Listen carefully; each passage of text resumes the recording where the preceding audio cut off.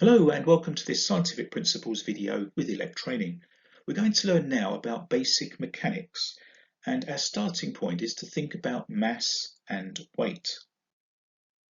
Now, mass and weight can be quite easily confused. In fact, in everyday language, the two words tend to be used almost interchangeably, and this causes confusion because scientifically speaking, mass and weight are distinct and different entities. So let's define mass. What is mass? Mass is a measure of how much matter is in an object. Or to put it another way, mass is how much there is of something. Now we can think of this in terms of an astronaut who can move from the Earth to the Moon. So on Earth, the astronaut will have a certain mass, how much there is of the astronaut. But when they're on the Moon, the mass doesn't change. The astronaut is still the astronaut, there's just as much of them, so their mass has not changed. And even if they're floating in space, the mass does not change. So points to remember about mass is that mass is effectively indestructible in the sense that wherever you are, the mass will never change. And mass can never be zero, because if an object has no mass, then it doesn't exist. And mass is not related to gravity in this sense. The force of gravity does not change the mass.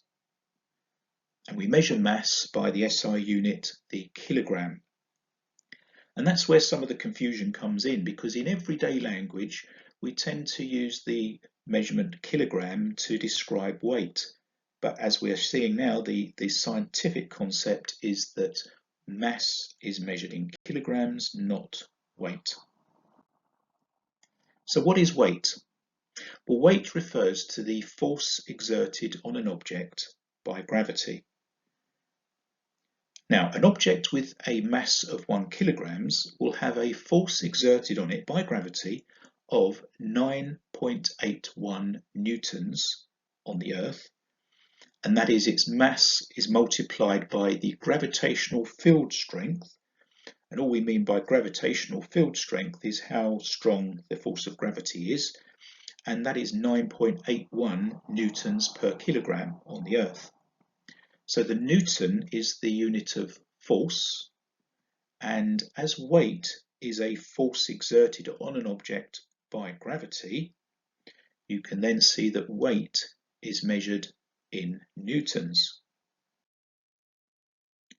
The gravitational field strength of the Moon is 6 times less than the Earth. In fact, the gravitational field strength on the Moon is 1.635 newtons per kilogram.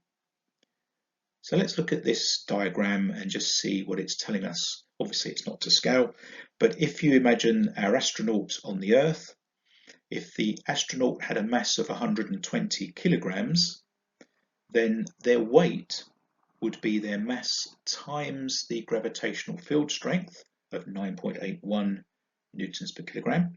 So the mass is 120 kilograms, the weight would be 1,177.2 newtons.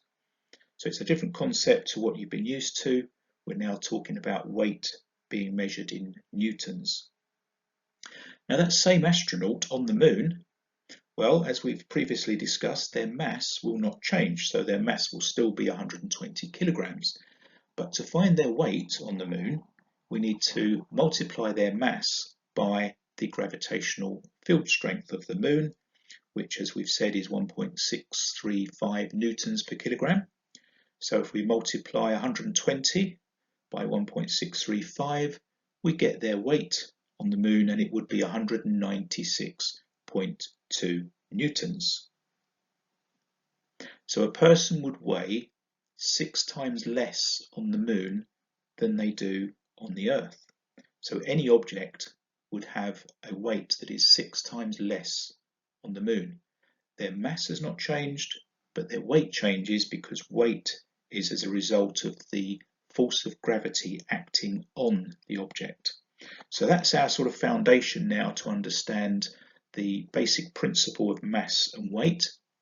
And that'll be important moving forward in the next videos as we look further at basic mechanics. So in the meantime, thank you very much for watching.